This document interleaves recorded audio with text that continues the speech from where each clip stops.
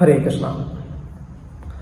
மகாலய பட்சம் இல்லைன்னா பித்ருபக்ஷம் அப்படின்ற ஒரு காலம்னா என்ன, பித்ருக்கள்னா யார், நம்ம பித்ருக்களுக்கு செய்யக்கூடிய அந்த ஸ்ரார்த்த காரியம்னா என்ன, அது எப்படி பித்ருக்களுக்கு போய் சேருது, இதுக்கு பின்னாடி நடக்கக்கூடிய ஒரு மெக்கானிசம் என்ன, சாஸ்திரம் இதை பற்றிலாம் என்ன சொல்லுது, யார் என்ன பண்ணணும், எப்போ பண்ணணும், எப்படி நடக்குது, இது எல்லாத்தையுமே பற்றி இந்த வீடியோவில் நம்ம பார்க்க போகிறோம். முதல்ல இந்த பித்ருக்காரியம் அப்படிங்கிறது முக்கியமாக இல்லையா அப்படின்ற ஒரு கேள்வி இருக்கலாம். பகவத்கீதையில் அர்ஜுனன் கிருஷ்ணர்கிட்ட யுத்தம் பண்ண மாட்டேன் அப்படின்னு சொல்லக்கூடிய பல வாதங்களில் ஒரு வாதம் என்ன அப்படின்னு சொன்னால் லுப்த பிண்டோதக அப்படின்னு சொல்கிறான். அதாவது இப்படி மாபெரும் யுத்தத்தில் அநேகமான பேர் இறந்துட்டாங்க அப்படின்னு சொன்னால் அதனால் என்ன ஆகும், வர்ணசங்கரம் ஏற்படும். வர்ணசங்கரம் அப்படின்னு சொன்னால் தங்களுடைய வர்ணத்தின் கடமைகளே தெரியாத நிறைய பேர் பிறப்பாங்க. அதனால் என்ன ஆகும் அப்படின்னு கேட்டால் இந்த மாதிரி முன்னோர்களுக்கு செய்யக்கூடிய இந்த சடங்குகள் விட்டு போயிடும் அப்படிங்கிறது அர்ஜுனனுடைய ஒரு வருத்தம், ஒரு வாதம். அப்படின்னா என்ன அர்த்தம்னு கேட்டால் இந்த மாதிரி முன்னோர்களுக்கு செய்யக்கூடிய இந்த சாத காரியம் அப்படிங்கிறது ஒரு நல்ல ஒரு கலாச்சாரமான ஒரு சமுதாயத்தில் இது கடைப்பிடிக்கப்பட வேண்டிய ஒரு சடங்கு அப்படிங்கிறத முதல்ல நாம் தெரிஞ்சுக்கணும். ஸோ பொதுவாக நமக்கு 5 விதமான யஜ்யங்கள் சொல்லப்படுது அனைவருக்குமே. அதாவது எஸ்பெஷலி கிரகஸ்தர்களுக்கு 5 விதமான யஜ்யம், மற்றவர்களுக்கு அவங்களுடைய ஆசிரமத்துக்கு ஏற்ற மாதிரி சில கடமைகள் இருக்குது. அந்த 5ல் 1 பித்ருக்களுக்கு செய்யக்கூடியது, தேவர்களுக்கு இருக்குது, ரிஷிகளுக்கு இருக்குது, மற்ற ஜீவராசிகளுக்கு இருக்குது. இப்படி நமக்கு 5 விதமான யஜ்யங்கள் இருக்குது அப்படின்னு சாஸ்திரங்களை சொல்லியிருக்கு. யஜ்யம்னா என்ன, அவங்கள நாம் வழிபாடு பண்ணுறது இல்லைன்னா திருப்திப்படுத்துறது அப்படின்னு நாம் சொல்கிறோம். ஏன் இதை நம்ம பண்ணணும், ஏன்னா இந்த உலகத்தில் நாம் பல நபர்களை சார்ந்து இருக்கிறோம். அவங்க மூலமாக நம்ம பல நன்மைகளை அடைகிறோம். ஸோ அவங்கக்கிட்ட நம்ம பல நன்மைகளை அடைஞ்சிட்டு நம்ம பதிலுக்கு அவங்களுக்கு எந்த விதமான ஒரு நன்றியும் செலுத்தாமல் இருக்கிறது அது ஒரு திருட்டுத்தனம் இல்லையா? அதனால் யார்கிட்ட இருந்து அந்த நன்மை அடைந்தோமோ அவங்களும் சந்தோஷப்பட மாட்டாங்க. என்ன நமக்கே அப்படி தான் இருக்கும். நம்மக்கிட்ட இருந்து ஒருத்தவங்க எப்பயுமே எல்லா விதமான பெனிஃபிட்டும் நம்மக்கிட்ட இருந்து அடைகிறாங்க. ஆனால் நமக்கு ஒரு தேங்க்ஸ் கூட சொல்லலை அப்படின்னா நமக்கு எப்படி இருக்கும்? நமக்கே ஒரு எண்ணம் தோணும், நான் எல்லாமே இவங்களுக்கு கொடுத்துட்ருக்கிறேன், ஆனால் இவங்க எனக்கு கொஞ்சம் கூட ஒரு தேங்க்ஸ் கூட சொல்லலையே, அப்போ நம்ம ஏன் இவங்களுக்கு கொடுக்கணும்னு சொல்லி என்ன பண்ணுவோம், அப்புறமா அவங்களுக்கு உதவி பண்ணுறதை ஸ்டாப் பண்ணிடுவோம். ஸோ அந்த விதத்தில் நாம் இந்த பௌதிக உலகத்தில் நம்ம வாழ்கிறதுக்கு பலரை சார்ந்திருக்கிறோம். அல்டிமேட்டாக சர்வ காரணம் யார் அப்படின்னு சொன்னால் கிருஷ்ணர். இந்த ஆத்மா அப்படிங்கிறது எப்போவுமே பகவானை மட்டுமே தான் சார்ந்திருக்கு. இந்த ஆத்மா பகவானால் மட்டும்தான் திருப்தி அடையும். ஆனால் இந்த ஆத்மா ஜீவனம் பண்ணுறதுக்கு, இந்த ஆத்மா செயல்படுறதுக்கு இந்த தேகம் அப்படின்னு ஒன்று தேவைப்படுது, இந்த பிரபஞ்சம் அப்படின்னு ஒன்று தேவைப்படுது. அப்போ இந்த தேகத்தை வழி நடத்துறதுக்கு, இந்த தேவையை நிறைவேற்றுறதுக்கு, இந்த பிரபஞ்சத்தை நிர்வாகம் பண்ணுறதுக்கு பலர் தேவைப்படுறாங்க. அவங்க எல்லாம் என்ன பண்ணுறாங்க, பகவான் கிருஷ்ணருக்கு அந்த சேவையில் ஈடுபடுறாங்க. பகவான் கிருஷ்ணருடைய இந்த சிருஷ்டியில் கிருஷ்ணருக்கான ஒரு சேவையில் அவங்க ஈடுபடுறாங்க. ஸோ அப்போ பல தேவர்கள், பல ரிஷிகள், இந்த மாதிரி எல்லார்கிட்ட இருந்து நாம் என்ன பண்ணுறோம், அவங்கக்கிட்ட இருந்து நன்மைகளை அடைகிறோம். பித்திருக்கள், இப்படி எல்லார்கிட்ட இருந்து நாம் பல பெனிஃபிட்டை அடைகிறோம். அப்படி அவங்கக்கிட்ட இருந்தெல்லாம் நம்ம தேவையான அளவுக்கு எல்லா பெனிஃபிட்டையும் அடைஞ்சிட்டு, ஆனால் கடைசியில் நாம் என்ன பண்ணுறதில்ல, அவங்களுக்கு எந்த விதமான நன்றி கடனும் திருப்பி செலுத்துறதில்ல. ஸோ இப்படி இதில் ஒவ்வொருத்தவங்களுக்கும் ஒவ்வொரு விதத்தில் நாம் என்ன பண்ணோம், அவங்களுக்கு அந்த நன்றி கடனை திரும்ப செலுத்தணும். யஜ்யம் பண்ணுறோம், அதன் மூலமாக தேவர்களை திருப்திப்படுத்துகிறோம். ரிஷிகளை வந்து எப்படி திருப்திப்படுத்துகிறோம் அப்படின்னு சொன்னால், அவங்க கொடுத்த சாஸ்திரங்களை வந்து படிக்கிறது மூலமாக, அந்த சாஸ்திரங்களை காப்பாற்றுறது மூலமாக, அதை மற்றவங்களுக்கு கொண்டு போய் சேர்க்கறது மூலமாக நம்ம ரிஷிகளுக்கான அந்த கடனை நம்ம வந்து செலுத்துகிறோம். பித்ருக்கள் அப்படின்னு சொல்லும்போது, அந்த பித்ருக்கள்னால் யார், அவங்களுக்கு எப்படி அந்த நன்றி கடனை செலுத்துறது, அதுதான் இப்போ கேள்வி. பொதுவாகவே வந்து பித்ரு அப்படின்ற அந்த ஒரு வார்த்தைக்கு என்ன அர்த்தம்னு சொன்னால், அதுக்கு பல அர்த்தம் இருக்குது. பராமரிப்பவர் அப்படின்னு சொல்லி ஒரு அர்த்தம். நம்மை பாதுகாக்கக்கூடியவர், நம்மளை வந்து பராமரிக்கக்கூடியவர் அப்படின்னு சொல்லி ஒரு அர்த்தம். ஸோ இதில் நம்மளை அல்டிமேட்டாக வந்து பாதுகாக்கக்கூடியவர், பராமரிக்கக்கூடியவர் யார் அப்படின்னு சொன்னால் கிருஷ்ணர் தான். அதில் எந்த விதமான ஒரு சந்தேகமும் வந்து இல்லை. ஆனால் நாம தான் வந்து அவர் நம்மளுடைய பராமரிப்பாளர் அப்படிங்கிறத நம்ம ஒதுக்குறது இல்லை, நம்ம தெரிஞ்சுக்கிறதும் கிடையாது. ஏன்னா அவர் சர்வ காரணத்துக்கும் காரணமாக இருந்தாலும் நேரடியாக நம்ம அவரை வந்து புரிஞ்சிக்க முடியாத ஒரு அறியாமையில் நாம் இருக்கிறோம். அதனால் நம்ம கிருஷ்ணருக்கு நன்றி சொல்கிறது இல்லை. எந்த அளவுக்கு நம்ம வந்து ஒரு அறியாமையில் இருக்கிறோம் அப்படின்னு சொன்னால், நேரடியாகவே நமக்கு பல பேர் வந்து என்ன பண்ணிக்கிட்டு இருக்கிறாங்க, நம்மளை வந்து பாதுகாத்துக்கிட்டு இருக்கிறாங்க. ஆனால் அவங்களுக்கு கூட நாம் வந்து என்ன பண்ணுறதில்ல, பதிலுக்கு நன்றி சொல்கிறது இல்லை. இந்த இயற்கையை கட்டுப்படுத்துகிற தேவர்கள் அவங்க என்ன பண்ணுறாங்க, நேரடியாக நமக்கு இந்த நன்மையை கொடுத்துட்டு இருக்கிறாங்க. சூரியன், சந்திரன், காற்று, மழை, இது எல்லாத்தையும் நமக்கு தேவையான அளவுக்கு கொடுக்கறது, இந்த உடம்பை வந்து இயக்குறது, இப்படி நமக்கு என்ன பண்ணுறாங்க, இந்த தேவர்கள் பல விதத்தில் வந்து உதவி பண்ணுறாங்க. அந்த தேவர்களுக்கு நம்ம பதிலுக்கு நன்றி சொல்கிறது இல்லை.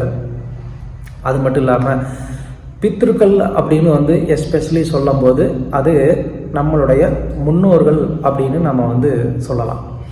பித்ருக்கள் அப்படின்னு சொல்லும்போது அது நம்மளுடைய முன்னோர்கள். பித்ரு தேவதைகள் அப்படின்னு சொன்னால் அவங்க வேற. ஸோ ரெண்டுக்கு இடையில நம்ம வந்து குழப்பிக்கக்கூடாது. ஸோ பித்ருக்கள் அப்படின்னு சொன்னால் நம்மளுடைய முன்னோர்கள். பொதுவாக வந்து இந்த மாதிரி சாரத காரியம் வந்து பண்ணும்போது 3 தலைமுறையை வந்து நம்ம சொல்கிறது உண்டு. யார் வந்து தர்ப்பணம் பண்ணுறாரோ, சிராத்தம் பண்ணுறாரோ, அவருடைய அப்பா அம்மா, அவருடைய தாத்தா, அவருடைய கொள்ளு தாத்தா, இப்படி 3 தலைமுறை தான் நம்ம வந்து சொல்கிறது. இவங்கெல்லாம் யார், பித்ருக்கள். பித்ரு தேவதைகள் அப்படிங்கிறவங்க தனி. அது இதுக்கடுத்து நம்ம வந்து பார்க்கலாம். ஸோ முதல்ல இந்த பித்ரு அப்படின்றவங்களுக்கு என்ன அர்த்தம், நம்மளை பராமரிப்பவர்கள்னு அர்த்தம். ஸோ முதல்ல நமக்கான ஒரு பித்ரு யார் அப்படின்னு சொன்னால் நம்மளுடைய அப்பா அம்மா. நம்மளுடைய அப்பா அம்மா மட்டும்னு நம்ம வந்து சொல்ல தேவையில்லை. நம்மளுடைய நண்பர்கள், உறவினர்கள், ஏன் சக ஜீவராசிகள், அவங்களுமே நமக்கு வந்து ஒரு பித்ருக்கள் தான். ஏன்னா அவங்களும் வந்து என்ன பண்ணுறாங்க, நம்மளை இங்கே வந்து பராமரிக்கிறதுக்கு, வாழ்கிறதுக்கு அவங்களும் வந்து உதவி பண்ணுறாங்க. ஒரு பசுமாடாக இருக்கலாம், ஒரு ஆடாக இருக்கலாம், ஏன் ஒரு தேனியாக இருக்கலாம். இவங்க எல்லாருமே வந்து என்ன பண்ணுறாங்க, நாம் இந்த பௌதிக உலகத்தில் நல்லா வாழ்கிறதுக்கு அவங்க வந்து ஒரு உதவியை செஞ்சுக்கிட்டு இருக்கிறாங்க. அது நம்ம வந்து நேச்சுரல் சைக்கிள் அப்படின்னு சொல்லுவோம், இயற்கை சுழற்சி அப்படின்னு நம்ம வந்து சொல்கிறது உண்டு. ஸோ அவங்களுடைய ஒரு பங்களிப்பு இல்லை அப்படின்னு சொன்னாலும் நமக்கு ரொம்ப கஷ்டம். ஸோ அப்போ இவங்க எல்லாருமே கூட வந்து நமக்கு பித்ருக்கள் தான். பட் நேரடியாக அதிகமான ஒரு பெனிஃபிட்டை நம்ம வந்து அடையிறது யாருக்கிட்ட அப்படின்னு சொன்னால் நம்மளுடைய பெற்றோர்கள், அவங்களுடைய பெற்றோர்கள், அவங்களுடைய பெற்றோர்கள். ஏன்னா இவங்கக்கிட்ட இருந்து தான் நாம் வந்திருக்கிறோம். எஸ்பெஷலி அம்மா, அவங்க நம்மளை வந்து என்ன பண்ணியிருக்கிறாங்க, நம்மளை அவங்களுடைய வயிற்றில் 9 மாதம் வந்து சுமந்துருக்கிறாங்க. நம்மளை வந்து சின்ன வயசில் அவ்வளவு தூரம் அவங்க ரொம்ப கேராக வந்து பார்த்துக்கிட்டாங்க. சின்ன வயசில் நமக்கு எது சாப்பிடணும் எது சாப்பிடக்கூடாதுன்னு தெரியாது. கிடைக்கிறதெல்லாம் எடுத்து வாயில் வச்சுருவோம். ஏதோ ஒன்றை வந்து சாப்பிட்டு முழுங்கிட்டோம் அப்படின்னா அதனால் நாம் துடிக்கிறத விட அம்மா எவ்வளோ துடிப்பாங்க, ஐயோ என் குழந்தை ஏதோ ஒன்று முழுங்கிருச்சே என்ன ஆகுமோ அப்படின்னு சொல்லி. அப்போ அந்த மாதிரி நமக்கு ஒன்றுமே அறியாத அந்த வயசில் நம்மளை எல்லா விதத்துலேயும் வந்து அவங்களுடைய தூக்கம், சாப்பாடு, அவங்களுடைய சௌகரியம் எல்லாத்தையும் வந்து விட்டுட்டு நம்மளை வந்து பார்த்துக்கிட்டது யார் அப்படின்னு சொன்னால் நம்மளுடைய அம்மா. அதுக்கு முழு ஒத்துழைப்பு உறுதுணையாக இருந்தது யார், அப்பா. ஸோ அந்த 2 பேருமே இல்லாமல் ஒருத்தர் வந்து இந்த பௌதிக உலகத்தில் வந்து வர்றதுக்கு வாய்ப்பே இல்லை. அதுக்கு மட்டும் இல்லாமல் அவங்களுடைய அப்பா அம்மா மூலமாக வந்து வந்திருக்கிறாங்க. ஸோ அவங்க இல்லைன்னா நம்மளுடைய அப்பா அம்மா வந்து இல்லை. அவங்களுடைய அப்பா அம்மா இல்லாமல் அவங்க வந்திருக்க முடியாது. ஸோ இதனால் இது இப்படியே போகலாம். பட் ஆனால் அட்லீஸ்ட் நம்ம இந்த 3 தலைமுறைகளை நம்ம வந்து கணக்கில் எடுத்துக்கிறது உண்டு, குறைந்தபட்சம். ஸோ இந்த விதத்தில் இந்த பித்ருக்கள் அப்படின்னு நம்ம வந்து குறிப்பிடுறது யார் அப்படின்னு சொன்னால் இந்த 3 தலைமுறையினரை நம்ம வந்து குறிப்பிடுறது உண்டு. ஸோ இவங்ககிட்ட இருந்து நம்ம அதிகப்படியான அந்த நன்மைகளை நேரடியாக நம்ம அடைஞ்சிருக்கிறதுனால இப்போ நாம் என்ன பண்ணணும், அவங்களுக்கு திரும்ப நாம் வந்து நன்றி கடனை செலுத்தணும். ஸோ ஒவ்வொருத்தவங்களுக்கும் ஒவ்வொரு விதத்தில் அந்த நன்றி கடனை செலுத்துறதுக்கான வழிமுறை இருக்குது அப்படிங்கிறத நான் வந்து சொன்னேன். ஸோ அந்த விதத்தில் இந்த பித்ருக்களுக்கு நாம் எப்படி வந்து நன்றி கடனை செலுத்துறது, இருக்கும்போது அவங்களுக்கு நல்லா நம்ம சேவை பண்ணுறது, அவங்கள நல்லா பார்த்துக்கிறது அப்படிங்கிறது உயர்ந்த ஒரு சேவை. அவங்களுக்கு நன்றி கடனை செலுத்துறது இல்லைன்னு இல்லை. ஆனால் சனாதன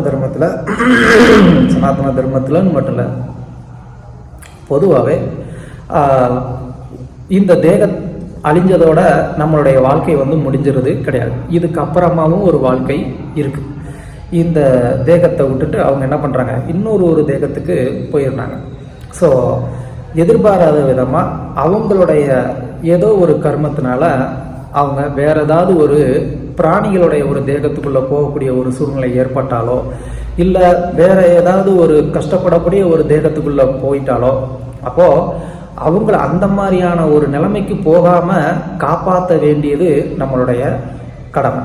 ஸோ அதுதான் நாம் அவங்களுக்கு செய்யக்கூடிய ஒரு நன்றி கடன். இருக்கும்போது அதுக்காக நல்லா பார்க்காம போனதுக்கப்புறமா நல்லா வந்து இந்த காரியம் பண்ணால் போதுமா அப்படின்னு வந்து கேட்கக்கூடாது. இருக்கும்போதும் நல்லா பார்த்துக்கணும், போனதுக்கு அப்புறமாவும் அவங்களுக்கு இந்த கடமைகளை வந்து நம்ம கரெக்டாக வந்து பண்ணியே ஆகணும். இது நமக்கு சாஸ்திரம் வந்து கொடுத்துருக்கக்கூடிய ஒரு நியமம், ஒரு கட்டளை. இது கண்டிப்பாக வந்து என்ன பண்ணி ஆகணும், நம்ம பண்ணி ஆகணும். ஏன்னா இது நம்ம அவங்களுக்கு காட்டக்கூடிய செலுத்தக்கூடிய ஒரு நன்றி கடன். பகவான் அதை பார்த்து தான் வந்து சந்தோஷப்படுறாரு. இந்த மாதிரி இவங்ககிட்ட இருந்து அடைந்த அந்த நன்மைக்காக, பயனுக்காக அவங்களுக்கு மேலே திரும்ப அவன் வந்து ஒரு நன்றி கடனோட இருக்கிறானே அப்படிங்கிறத பார்க்கும்போது பகவான் ரொம்ப சந்தோஷப்படுறாரு. அது மட்டும் இல்லாமல் பகவானே தான் வந்து என்ன பண்ணியிருக்கிறாரு, சாஸ்திரத்தில் இதை சொல்லியிருக்கிறார். இந்த மாதிரி வந்து ஒருத்தவங்க என்ன பண்ணணும், தன்னுடைய முன்னோர்களுக்கு பித்ருக்களுக்கு வந்து என்ன பண்ணணும், சிரார்த்த காரியத்தை பண்ணணும் அப்படின்னு சொல்லி சாஸ்திரத்தை சொல்லி வச்சிருக்கிறதே பகவான் தான். இப்படி ஒரு சாஸ்திர வாக்கியம் இருக்குது. அதில் வந்து பகவானே வந்து என்ன சொல்கிறாரு அப்படின்னா, ஸ்ருதி ஸ்மிருதி மம ஆக்ஞா சேதி மம துரோகி அப்படின்னு வந்து சொல்கிறார். ஸ்ருதியும் ஸ்மிருதியும் என்னுடைய ஆக்ஞை, என்னுடைய கட்டளை அப்படிங்கிறார். அதாவது ஸ்ருதி சாஸ்திரம் ஸ்மிருதி சாஸ்திரம்னு ஒன்று இருக்குது. ஸ்ருதினா வேதம், ஸ்மிருதினா ரிஷிகள் கொடுத்தது, தர்மசாஸ்திரம், இதெல்லாமே இருக்குது. இது ரெண்டுமே வந்து என்னது, என்னுடைய கட்டளை அப்படின்னு வந்து பகவான் சொல்கிறார். ஸோ இதை யார் வந்து மீறுறாங்களோ அவங்க யார், என்னுடைய துரோகி அப்படின்னு சொல்கிறார். அப்படின்னா இந்த தர்மசாஸ்திரத்தில் சொல்லப்பட்டிருக்கக்கூடிய, வேதத்திலே சொல்லப்பட்டிருக்கக்கூடிய இந்த ஸ்ரார்த்த காரியம் அப்படிங்கிறத யார் ஒருத்தர் நான் பண்ண மாட்டேன், இதெல்லாம் எனக்கு வந்து தேவையில்லை, நம்பிக்கை இல்லை அப்படின்லாம் வந்து சொல்கிறானோ அவன் யார், அவன் கிருஷ்ணருக்கு ஒரு துரோகி அப்படின்னு கிருஷ்ணரே வந்து சொல்கிறார். ஸோ வேதத்தில் இது சொல்லப்பட்டிருக்கு. அதனால் ஒரு தர்ம சிந்தனை உள்ள ஒரு நபர், சாஸ்திரங்களை வந்துட்டு கடைபிடிக்கணும்னு நினைக்கக்கூடிய ஒரு நபர் இந்த சிரார்த்த காரியத்தையும் கண்டிப்பாக வந்து பண்ணணும். இந்த காரியத்தை பண்ணாமல் நான் வந்து வேற ஏதோ ஒரு நல்ல காரியம் பண்ணுறேன், நான் 4 அனாதைங்களுக்கு சாப்பாடு போட்டேன், நான் வந்து ஒரு 4 பேரை படிக்க வச்சேன், இல்லைன்னா வந்துட்டு ரத்த தானம் பண்ணேன், இப்படி நம்ம வேற எந்த விதமான ஒரு நல்ல காரியமும் பண்ணலாம். அது வேண்டான்னு சொல்ல வரல, அது அவங்கவுங்களுடைய ஒரு இஷ்டம். ஸோ எந்த ஒரு தர்ம காரியத்துலேயும் யாரும் வந்து பண்ணக்கூடாதுன்னு வந்து சொல்கிறது கிடையாது. ஆனால் இதை பண்ணிவிட்டு அதையும் பண்ணுங்க. இதை பண்ணாமல் ஒருத்தர் வந்து என்ன பண்ணக்கூடாது, அதை மட்டும் பண்ணிவிட்டு விட்டுட்டோம் அப்படின்னு சொன்னால் அப்போ பித்திருக்களுக்கிட்ட நாம் அடைந்த அந்த ஒரு நன்மைக்கு அவங்களுக்கு பிரதிபகாரமாக நம்ம எதுவுமே பண்ணலைன்னு வந்து ஆகும். ஸோ அதனால் அவங்களுக்கும் நாம் வந்து என்ன பண்ணி ஆகணும், கண்டிப்பாக நம்ம செய்ய வேண்டிய அந்த சடங்குகளை நாம் வந்து செஞ்சாகணும் அப்படிங்கிறத நம்ம ரொம்ப கிளியராக வந்து தெரிஞ்சுக்கணும். இப்போது இந்த பித்ரு அப்படிங்கிறவங்க வந்து யார் அப்படின்னு சொன்னால் அவங்க பொதுவாக 2 கேட்டகரியாக வந்து பிரிக்கிறாங்க. சிரா பித்ரு அப்படின்னு சொல்லி, அதுக்கப்புறமா அச்சிரா பித்ரு அப்படின்னு சொல்லி 2 கேட்டகரியாக வந்து பிரிக்கிறாங்க. சிரா பித்ரு அப்படின்னு சொன்னால் ஒரு நீண்ட நாள் நம்மளை வந்துட்டு பார்த்துக்கிட்ட ஒரு பித்ருக்கள் அப்படின்னு பேர். அச்சிரா பித்ரு அப்படின்னு சொன்னால் ஒரு குறுகிய காலத்துக்கு நம்மளை வந்து பார்த்துக்கிட்டவங்க அப்படின்னு வந்து பேர். ஸோ இதில் யார் குறுகிய காலம் நம்மளை வந்து பார்த்துக்கிட்டவங்க, இந்த தேகத்தில் நாம் இருக்கும்போது இந்த தேகத்தில் இருக்கிற வரைக்கும் நமக்கு வந்து சப்போர்ட் பண்ணவங்க, நம்மளுடைய பெற்றோர்கள் இல்லை நமக்கு உதவி பண்ண மற்ற ஜீவராசிகளாக இருக்கலாம், அது எல்லாம் அந்த தேகத்தில் இருக்கிற வரைக்கும் உதவி பண்ணவங்க. சிரா அப்படின்னு சொன்னால் நீண்ட காலம், அது யார், ரிஷிகள், தேவர்கள், இவங்கெல்லாம் வந்து என்ன பண்ணுறாங்க, ஆச்சாரியர்கள், இவங்கெல்லாம் வந்து நம்மளை எப்போதுமே வந்துட்டு என்ன பண்ணிகிட்டு இருக்கிறாங்க, நம்மளை காப்பாற்றிட்டு இருக்கிறாங்க. ஸோ அதனால் அவங்கெல்லாம் வந்து நீண்ட காலமாக இருக்கக்கூடிய பித்திருக்கள். பொதுவாக பித்திருக்கள் அப்படின்னாலே நம்மளை பாதுகாக்கக்கூடியவங்க, பராமரிக்கக்கூடியவங்க அப்படின்னு நான் சொன்னேன். ஸோ அதெல்லாம் அல்டிமேட்டான ஒரு பித்ரு யார் அப்படின்னு சொன்னால் கிருஷ்ணர் தான். அதில் எந்த விதமான ஒரு சந்தேகமும் கிடையாது. ஏன்னா கிருஷ்ணர் தான் அல்டிமேட்டாக எல்லாரையுமே வந்து பராமரிக்கக்கூடியவர். ஸோ இப்போ இந்த 2 விதமான தேவதைகளுக்குள்ள இந்த சிரார்த்த காரியத்துக்கு அப்படின்னு சொல்லி 7 விதமான சிரார்த்த தேவதைகள் இருக்கிறாங்க. அது ரொம்ப ரொம்ப முக்கியமான ஒன்று. இந்த சிரார்த்த தேவதைகள் தான் வந்து என்ன பண்ணுறாங்க, நாம் செய்யக்கூடிய இந்த சிரார்த்த காரியத்தில் நம்ம அந்த அர்ப்பணிக்கக்கூடிய விஷயங்களை வந்து என்ன பண்ணுறாங்க, அவங்க நம்மளுடைய முன்னோர்களுக்கு கொண்டு போய் சேர்க்குறாங்க. ஏன்னா நம்மளுடைய முன்னோர்கள் ஆல்ரெடி வந்து அவங்களுடைய கர்ம பிரகாரம் என்ன பண்ணியிருப்பாங்க, அவங்க ஒரு தேகத்தை வந்து அடைஞ்சிருப்பாங்க. அப்போ அந்த தேகத்தை அடைந்தவர்களுக்கு நம்ம செய்யக்கூடிய அந்த ஒரு சடங்கு எப்படி வந்து அவங்களுக்கு போய் சேரும் அப்படின்னு நமக்கு வந்து ஒரு டவுட் வரலாம். அதெல்லாம் வந்து நிர்வாகம் பண்ணுறதுக்காக தான் பகவான் வந்து என்ன பண்ணியிருக்கிறாரு, 33 கோடி தேவர்களை வந்து சிருஷ்டி பண்ணியிருக்கிறார். ஸோ அவங்கெல்லாம் வந்து என்ன பண்ணுறாங்க, ரொம்ப சிஸ்டமேட்டிக்காக இதை பர்ஃபெக்டாக வந்து நடத்திக்கிட்டு இருக்கிறாங்க. ஸோ இப்போது இந்த 7 சிரார்த்த தேவர்கள் வந்து இருக்கிறாங்க, தேவதைகள் இருக்கிறாங்க. அவங்க தான் வந்து என்ன பண்ணுறாங்க, இந்த பித்ருக்களுக்கு அந்த சடங்குகளை கொண்டு போய் சேர்க்குறாங்க. அதில் அந்த 7 பேர் யார் யார் அப்படின்னு சாஸ்திரம் வந்து சொல்லுது. ஒன்று வந்து வைராஜா அப்படின்னு சொல்லி ஒருத்தர் பேர், 2 அக்னிஸ்வாத்ரா அப்படின்னு ஒருத்தர், அப்புறமா பகிர்ஷதா அப்படின்னு இன்னொருத்தர், சோமபா, சுஸ்வதா, சுகாலா, அங்கீரசா அப்படின்னு சொல்லி 7 விதமான பித்ரு தேவதைகள் இருக்கிறாங்க. இந்த 7 விதமான பித்ரு தேவதைகள் வந்து என்ன பண்ணுறாங்க, அவங்கவுங்களுக்குன்னு ஒரு டிபார்ட்மெண்ட் இருக்குது, அவங்க அதை வந்து பார்த்துப்பாங்க. இப்போ இந்த பித்ரு தேவதைகள் எப்படி வந்து வேலை பண்ணுறாங்க அப்படின்னு சொன்னால், இதில் இந்த வைராஜா அப்படிங்கிற அந்த பித்ரு தேவதை அவர் தான் வந்து ஒருத்தருடைய அப்பா அம்மா. இப்போ ஒருத்தர் வந்து தர்ப்பணம் கொடுக்க போகிறாரு, அவங்க அப்பா அம்மாவுக்கு கொடுக்க போகிறாரு அப்படின்னு சொன்னால், அந்த அப்பா அம்மாவுக்கு கொடுக்கக்கூடிய அந்த சிரார்த்த காரியத்தை, அதில் அர்ப்பணிக்கக்கூடிய விஷயங்களை இந்த தேவதை வைராஜா அப்படிங்கிற இந்த பித்ரு தேவதை தான் வந்து என்ன பண்ணுறாரு, அதை வந்து ஸ்வீகரித்து அந்த நபருடைய அப்பா அம்மா இப்போது எந்த தேகத்தில் எந்த மாதிரி இருக்கிறாங்களோ அந்த தேகத்தில் அவங்களுக்கு எந்த மாதிரியான ஒரு உணவு தேவையோ இல்லை நன்மை தேவையோ என்ன பண்ணுறாரு, இவர் அந்த விதத்தில் கொண்டு போய் வந்து சேர்க்கிறார். அது இவர் மட்டுமே வந்து தனியாக பண்ணலை. இந்த வைராஜா அப்படிங்கிற இந்த பித்ரு தேவதைக்கு உள்ள யார் இருக்கிறாங்க அப்படின்னு சொன்னால், அஷ்டவசு அப்படிங்கிற தேவதை. அஷ்டவசுக்கள் நம்ம வந்து கேள்விப்பட்டிருக்கோம். பீஷ்ம தேவர் கூட வந்து அந்த அஷ்டவசுக்களில் ஒருத்தர். ஸோ அந்த மாதிரி அஷ்டவசுக்கள் இருக்கிறாங்க. அவங்க வந்து என்ன பண்ணுறாங்க, இந்த வைராஜா அப்படிங்கிற அந்த பித்ரு தேவதைக்கு உள்ளே இருந்து அவங்க தான் வந்து என்ன பண்ணுறாங்க, கைட் பண்ணுறாங்க, இதை வந்து என்ன பண்ணணும் அப்படின்னு சொல்லி. அந்த வைராஜாங்கிற பித்ரு தேவதைக்குள்ள அஷ்டவசுக்கள் இருக்கிறாங்க. அந்த அஷ்டவசுக்களுக்குள்ள வந்து யார் இருக்கிறா அப்படின்னு சொன்னால், பகவான் பிரத்யும்னர். ஸோ அல்டிமேட்டாக நம்ம கொடுக்கக்கூடிய பெற்றோர்களுக்கு கொடுக்கக்கூடிய அந்த தர்ப்பணம் அப்படிங்கிறது வந்து யாருக்கு போகுது, பகவான் பிரத்யும்னருக்கு போகுது. ஸோ எப்போ பகவான் பிரத்யும்னர் நம்ம செய்யக்கூடிய இந்த சிராத்த காரியத்தினால அவர் வந்து திருப்தி அடைகிறாரோ, அப்போ பகவான் வந்து என்ன பண்ணுறாரு, அந்த பெற்றோர்களுக்கு ஒரு நல்ல கதியை கொடுக்குறாரு. ஸோ இது வைராஜா அப்படிங்கிறவர். ஸோ 2வது அக்னிஸ்வார்த்தா அப்படின்னு சொல்லி ஒரு தேவதை, பித்ரு தேவதை. இவர் வந்து ஒருத்தருடைய அப்பா அம்மா, அவங்களுடைய அப்பா அம்மா, அதாவது தாத்தா பாட்டி, அவங்களுக்கு கொடுக்கக்கூடிய அந்த சிரார்த்தத்தை இவர் என்ன பண்ணுறாரு, இவர் ஏற்றுக்கிறார். இவருக்குள்ள ஏகாதச ருத்ரர்கள் வந்து இருக்கிறாங்க. ஏகாதச ருத்ரர்கள் இருந்து அவங்க வந்து ஏற்றுக்கிட்டு அவங்க என்ன பண்ணுறாங்க, அவங்க வந்து வழி நடத்துகிறாங்க எப்படி அவங்களுக்கு கொண்டு போய் சேர்க்கறது அப்படின்னு. அந்த ஏகாதச ருத்ரருக்குள்ள வந்து யார் இருக்கிறா அப்படின்னு சொன்னால், அந்த ஏகாதச ருத்ரருக்குள்ளேயும் பரமாத்மா பகவான் அனிருத்தர் வந்து இருக்கிறார். பகவான் அனிருத்தர் வந்து இருந்து என்ன பண்ணுறாரு, அதை ஸ்வீகாரம் பண்ணி அந்த தாத்தா பாட்டி அவங்களுக்கு இந்த ஒரு பலனை கொடுக்கறதுக்கு அனுகிரகம் பண்ணுறார். ஸோ அல்டிமேட்டாக பகவான் அனிருத்தர் வந்து என்ன பண்ணணும், அவர் வந்து சந்தோஷப்பட்டு அவர் அனுகிரகம் பண்ணணும், அவங்களுக்கு இந்த நன்மை கிடைக்கட்டும் அப்படின்னு சொல்லி. அப்போது அது என்னாகும், அவங்க எந்த மாதிரியான ஒரு நிலைமையில் இருக்கிறாங்களோ அவங்களுக்கு இந்த பலனானது போய் சேருது.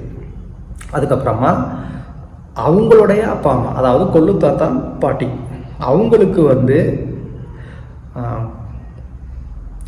பகீர்ஷதா அப்படின்னு சொல்லி ஒரு பித்ரு தேவதை. இவர் வந்து என்ன பண்ணுறாரு, இந்த கொள்ளு தாத்தா கொள்ளு பாட்டி அவங்களுக்கு இந்த அந்த சிராதத்தில் நம்ம அவங்களுக்கும் கொடுக்குறோம் இல்லையா, அவங்களுடைய அந்த பாகத்தை கொண்டு போய் சேர்க்கக்கூடியது இவருடைய ஒரு டியூட்டி. இவருக்குள்ள வந்து 12 ஆதித்யர்கள் அவங்க வந்து என்ன பண்ணுறாங்க, உள்ளுக்குள்ளே இருந்து கைட் பண்ணுறாங்க. இவர் ஸ்வீகாரம் பண்ணுறதை அவங்க அக்செப்ட் பண்ணிக்கிறாங்க. அந்த 12 ஆதித்யர்களுக்குள்ளே யார் இருக்கா, பகவான் சங்கர்ஷ்ணர் வந்து இருக்கிறார். ஸோ இந்த பகவான் சங்கர்ஷ்ணர் என்ன பண்ணுறாரு, இந்த ஆஃபரிங்கை ஏற்றுக்கிட்டு அவர் என்ன பண்ணுறாரு, அந்த கொள்ளு தாத்தா கொள்ளு பாட்டிக்கு வந்து அந்த அர்ப்பணிப்பை வந்து அவர் அனுகிரகம் பண்ணி கொடுக்குறாரு. ஸோ அந்த விதத்தில் அவங்களுக்கு அந்த பெனிஃபிட் ஆனது போய் சேருது. ஸோ அல்டிமேட்டாக இந்த ஒரு ப்ராசஸ் எப்படி நடக்குது, யார் மூலமாக நடக்குது அப்படின்னு சொன்னால், பகவான் விஷ்ணு கிருஷ்ணர் இவர்னால தான் வந்து நடக்குது அப்படிங்கிறத வந்து நாம் இங்கே புரிஞ்சுக்கணும். ஸோ அந்த சிரார்த்த காரியமே அப்படிங்கிறது வந்து முழுமையாக விஷ்ணுவை பிரதானப்படுத்தி நம்ம வந்து செய்யணும். முதல்ல இந்த பித்ரு காரியத்தை செய்கிறதுக்கு முன்னாடி நமக்கு முதல்ல அந்த ஸ்ரத்தா அப்படிங்கிறது ரொம்ப ரொம்ப அவசியம். நம்ம செய்யக்கூடிய இந்த காரியத்தை நம்ம ஸ்ரத்தையோடு செய்யும்போது தான் அது முழு பலனையே வந்து அடையுது. ஸ்ரத்தையோடு செய்கிறதுனால தான் இதுக்கு பேர் ஸ்ரார்த்த காரியம் அப்படின்னே வந்து பேர். என்ன ஸ்ரத்தை இருக்கணும் அப்படின்னு சொன்னால், முழுமுதற் கடவுள் புருஷோத்தமர் பகவான் கிருஷ்ணர் அப்படிங்கிறத வந்து நாம் முழுசாக வந்து நம்பணும். அவர் தான் வந்து என்னைய முழுவதுமாக வந்து பாதுகாக்கிறேன், என்னை படைத்தவர் அவர் தான், என்னை பாதுகாக்கிறவர் அவர் தான் அப்படின்ற அந்த முழு நம்பிக்கையோட, அதே நேரத்தில் என்னுடைய இந்த பித்திருக்களுக்கும் ஒரு நல்ல கதியை கொடுக்கக்கூடியது அவர் தான் அப்படின்ற அந்த முழு நம்பிக்கையோட முழு மனசோடு நாம் வந்து என்ன பண்ணணும், இந்த சிரார்த்த காரியத்தை வந்து நாம் பண்ணணும். அப்படி இந்த சிரார்த்த காரியத்தை நம்ம வந்து பண்ணணும் அப்படின்னு சொன்னால் கண்டிப்பாக அவங்களுக்கு வந்துட்டு ஒரு நல்ல கதி கிடைக்கும் அப்படிங்கிறதுல எந்த விதமான ஒரு சந்தேகமும் இல்லை. ஸோ இந்த சிரார்த்த காரியம் அப்படிங்கிறது எப்போ இருந்து தொடங்கினது, எப்படி தொடங்கினது அப்படின்னு சொன்னால், மகாபாரதத்தில் வந்து சொல்லப்பட்டிருக்கு, பகவான் வராகதேவர் அவர் வந்து பூமியை அவர் வந்து என்ன பண்ணுறாரு, அந்த கற்பூத கடலில் வந்து எடுத்துகிட்டு வர்றார். அப்படி பூமியை அவர் வந்து கற்பூத கடலில் தன்னுடைய அந்த கொம்புனால் அவர் வந்து எடுத்துகிட்டு வரும்போது அவருடைய கொம்பில் வந்து என்ன இருந்தது, மண் ஒட்டி இருந்தது. அப்போது வராகர் வந்து என்ன பண்ணார், அந்த மண்ணை அப்படி எடுத்து என்ன பண்ணார், ஒரு உருண்டையாக உருட்டி அவர் வந்து தென் திசையை நோக்கி வந்து எரிஞ்சார். அப்போ அந்த தென் திசை அப்படிங்கிறது வந்து பித்ருக்களுக்கான ஒரு திசை. அந்த உருண்டையை அப்படி போட்ட உடனே அந்த பித்ருக்கள்லாம் வந்து என்ன பண்ணாங்க, அதை வந்து பகவான் வராகருடைய ஒரு பிரசாதமாக வந்து ஏற்றுக்கிட்டாங்க. ஸோ அப்போது இந்த பித்ருக்கள் எல்லாம் வந்து வராகர்கிட்ட வந்து பிரார்த்தனை பண்ணாங்க, இந்த மாதிரி எங்களுக்கு எங்களுடைய வம்சத்தில் வரக்கூடியவங்க அர்ப்பணிக்கிறத இந்த மாதிரி ஒரு பிண்டமாக அவங்க வந்து அர்ப்பணிக்கணும் அப்படின்னு உங்ககிட்ட நாங்கள் வந்து பிரார்த்தனை பண்ணிக்கிறோம், அதுக்கு நீங்கள் அனுகிரகம் பண்ணணும்னு இந்த பித்ருக்கள் பிரார்த்தனை பண்ணதுனால தான் நம்ம இந்த சிரார்த்த காரியத்தில் நாம் வந்து பிண்டம் ஒரு உருண்டை நம்ம வந்து வைக்கிறோம். அரிசி சாதத்தினால ஒரு உருண்டை வைக்கிறோம். எதுக்காக அப்படின்னா அது இந்த காரணத்தினால தான். ஸோ அது மட்டும் இல்லாமல் பகவான் அந்த நேரத்தில் வந்துட்டு பயங்கரமாக வந்து ஒரு சண்டை போட்டார். அந்த பூமியை எடுத்துகிட்டு வந்ததெல்லாம் ஒரு களைப்பாக இருந்தது. அப்போ அவருடைய உடல்லேருந்து வியர்வை வந்தது.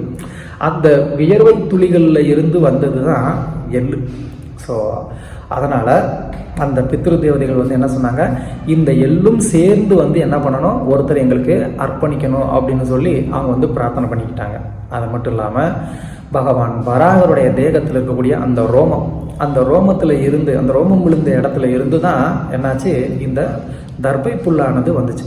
ஸோ அதனால் இந்த சிரார்த்த காரியத்தில் ஒருத்தர் இந்த தர்ப்பப்புல், எள்ளு, அப்புறமா பிண்டம், இந்த 3மே வந்து கொடுத்து நீங்கள் முழுமுதற் கடவுள்னு ஒத்துக்கிட்டு உங்களுக்கு அர்ப்பணிக்கப்பட்டு அதை பிரசாதமாக எங்களுக்கு கொடுக்கும்போது நாங்கள் என்ன பண்ணுறோம், அதை நாங்கள் வந்து ஏற்றுக்கிட்டு சந்தோஷமாக எங்களுடைய வம்சத்தவர்களை நாங்களும் வந்துட்டு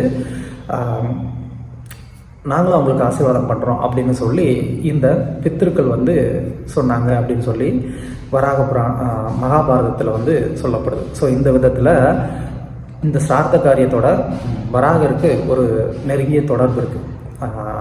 அது மட்டும் இல்லாமல் இந்த சார்த்தம் அப்படிங்கிறது எப்போ பண்ணணும் அப்படின்னு சொன்னால் மத்தியான வேலையில் தான் பண்ணணும் அப்படின்னு வந்து சொல்லப்பட்டிருக்கு. ஏன்னா பகவான் பூமியை வந்து அந்த கடல்லேருந்து தூக்கிட்டு வந்தது எப்போ அப்படின்னா மத்தியான நேரம். ஸோ அதனால் மத்தியான நேரம் அப்படிங்கிறது ரொம்ப ரொம்ப முக்கியம். அதுலேயும் வந்து நம்ம காலையிலேருந்து எதுவுமே சாப்பிடாம விரதம் இருந்து என்ன பண்ணணும், அந்த சிரார்த்த காரியத்தை வந்து நாம் பண்ணணும், ஸ்ரத்தையோடு பண்ணணும். பகவான் கிருஷ்ணர் அப்படின்றத முழுமையான நம்பிக்கையோட அவருக்கு பண்ணக்கூடிய ஒரு பக்தி தொண்டாவே இதை நாம் வந்து பண்ணணும். ஏன்னா அவர் தான் நமக்கு எல்லாமே கொடுத்தது. ஸோ அவர் சந்தோஷப்படுறதுக்காக, அவர் வந்து வேதத்தில் சொல்லியிருக்கிற விஷயத்தை வந்து கடைபிடிக்கிறதுக்காக நம்ம இதை பண்ணுறோம். அது மூலமாக எனக்கு இங்கே வந்து இந்த தேகத்தை கொடுத்து என்னை பாதுகாத்து பராமரித்த இந்த முன்னோர்களுக்கு நாம் என்ன பண்ணுறோம், நன்றி கடன் செலுத்துகிற விதத்தில் இந்த சிரார்த்த காரியத்தை நாம் வந்து பண்ணுறோம். அந்த ஒரு எண்ணத்தோடு நாம் வந்து பண்ணணும். அதுலேயும் அதுலேயும் வந்து கண்டிப்பாக என்னன்னு சொன்னால் 4 விஷயங்கள் கண்டிப்பாக அந்த சிரார்த்த காரியத்தில் வந்து இருக்கணும். ஒன்று வந்து என்ன அப்படின்னு சொன்னால் நாம சங்கீர்த்தனம் அப்படிங்கிறது அந்த சிரார்த்த காரிய சமயத்தில் கண்டிப்பாக இருக்கணும். அதுக்கப்புறமா பகவத்கீதை இல்லைன்னா பாகவதம் அப்படிங்கிறத நம்ம வந்து கண்டிப்பாக வந்து படிக்கணும், பாராயணம் பண்ணணும். அதுக்கப்புறமா பிராமணர்களுக்கு வந்துட்டு இல்லை வைஷ்ணவர்களுக்கு போஜனம், அவங்களுக்கு வந்துட்டு நம்ம போஜனம் கொடுக்கணும். அதுக்கப்புறமா கோமாதாவுக்கு நம்ம சேவை பண்ணணும். இந்த 4 விஷயமும் கண்டிப்பாக வந்து அந்த சிரார்த்த காரியத்தில் இருக்கணும். இந்த 4ம் சேர்ந்து இருக்கும்போது தான் அது கண்டிப்பாக வந்து நிறைவடையுது. ஸோ இந்த கலியுகத்தில் நாம் செய்யக்கூடிய எல்லா சடங்கையும் நம்மளால் வந்து எந்த அளவுக்கு பர்ஃபெக்டாக பண்ண முடியும் அப்படின்னு நம்மளால் வந்து சொல்ல முடியாது. பட் அந்த காரியங்களில் ஏதாவது நம்ம வந்து சில குறைகளோடு நம்ம வந்து பண்ணணும் அப்படின்னா கூட அதை நிவர்த்தி பண்ணுறதுக்கு இந்த பகவான் கிருஷ்ணருக்கான அந்த பக்தி செயல்கள் அப்படிங்கிறது ரொம்ப ரொம்ப அவசியம். அதில் நாம சங்கீர்த்தனம் அப்படிங்கிறது ரொம்ப ரொம்ப அவசியம். இந்த நாம சங்கீர்த்தனத்தோட பகவான் கிருஷ்ணர் அப்படிங்கிறது கிருஷ்ணர், அவருக்கு நாம் அவரை திருப்திப்படுத்துறதுக்காக இந்த ஒரு காரியத்தை செய்கிறோம் அப்படிங்கிற அந்த ஒரு மனோநிலையோடு நாம் வந்து என்ன பண்ணணும், இந்த சிரார்த்த காரியத்தை வந்து பண்ணணும். கண்டிப்பாக வந்து பகவான்கிட்ட பூரண சரணாகதி அடைந்த நபர்கள் அவங்க வந்து இந்த சிரார்த்த காரியம் பண்ணணுமா அப்படின்ற ஒரு சந்தேகம் இருக்கலாம். ஸோ யார் ஒருத்தவங்க வந்து பகவான் கிருஷ்ணர்கிட்ட பூரண சரணாகதி அடைந்த ஒரு நிலைமையில் இருக்கிறாங்களோ அவங்க இந்த சிரார்த்த காரியத்தை பண்ணணும் அப்படின்ற ஒரு கட்டாயம் இல்லை. பூர்ண சரணாகதி நிலைமையில் இருக்கக்கூடியவங்க.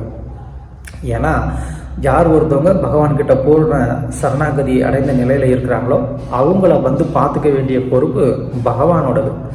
ஏன்னா ஏற்கனவே அவங்க வந்து என்ன பண்ணிட்டாங்க, அவங்கள முழுவதும் பகவானுக்கு அர்ப்பணிச்சிட்டாங்க அப்படின்னு சொன்னால் என்ன அர்த்தம், அவங்களுடைய வாழ்க்கை முழுவதுமா கிருஷ்ணருக்காகன்னு இருக்கும். ஸோ கிருஷ்ணருக்குள்ளுக்குள்ள எல்லாருமே வந்து அடக்கம் இல்லையா. ஸோ பகவான் கிருஷ்ணர் வந்து திருப்தி அடைந்தார் அப்படின்னு சொன்னால் எல்லாருமே வந்து திருப்தி அடைவாங்க. பாகவதத்தில் சொன்ன மாதிரி எப்படி வந்து ஒரு மரத்துடைய வேருக்கு நம்ம வந்து நீர் ஊற்றுறது மூலமாக அந்த மொத்த மரமும் வந்து திருப்தி அடையுதோ அதே மாதிரி பகவான் கிருஷ்ணர் விஷ்ணுவை நாம் வந்து திருப்திப்படுத்தினோம் அப்படின்னு சொன்னால் கண்டிப்பாக பித்திருக்களும் சரி, தேவதைகளும் சரி, ரிஷிகளும் சரி, எல்லாரும் ஜீவராசிகளும் சரி அவங்க வந்து என்ன ஆவாங்க, திருப்தி அடைவாங்க. அப்படிங்கிறதுல எந்த விதமான ஒரு சந்தேகமும் நமக்கு வர தேவையில்லை. ஸோ ஆனால் யார் ஒருத்தவங்க வந்துட்டு பகவான் கிருஷ்ணருக்கு பூர்ண சரணாகதி பண்ணலையோ, பகவானுக்கு அந்த உன்னதமான தூய பக்தி தொண்டு பண்ணலையோ அவங்க வந்து என்ன பண்ணி ஆகணும், கண்டிப்பாக வந்து இந்த கடமையை வந்து அவங்க செஞ்சாகணும். அப்படி இல்லைன்னா அவங்க வந்து கடன்காரர்களாக ஆவாங்க. ஏன்னா ஒருத்தர்கிட்ட நம்ம வந்து ஒரு உதவியை வாங்கிட்டு பதிலுக்கு அவங்களுக்கு நம்ம வந்து அந்த உதவியை திருப்பி கொடுக்கல அப்படின்னு சொன்னால் அப்போ நேச்சுரலாகவே நம்ம வந்து கடன்காரர்கள் தான் இல்லையா? அதே மாதிரி தான் இப்போ முன்னோர்கள்கிட்ட இருந்து நாம் வந்து எவ்வளவோ நன்மை அடைஞ்சிருக்கிறோம். அந்த நன்மைக்காக பதிலுக்கு அவங்களுக்கு நம்ம வந்து என்ன பண்ணி ஆகணும், அந்த நன்றி கடனை செலுத்திடணும். அதை நம்ம பண்ணலை அப்படின்னு சொன்னால் அப்போ நாம் கண்டிப்பாக கடன்காரர்களாக மாறுவோம். ஸோ அதனால் பூர்ண சரணாகதி நிலைமையில் இல்லாதவங்க கண்டிப்பாக என்ன பண்ணி ஆகணும், இந்த சிரார்த்த காரியத்தை வந்து பண்ணணும்.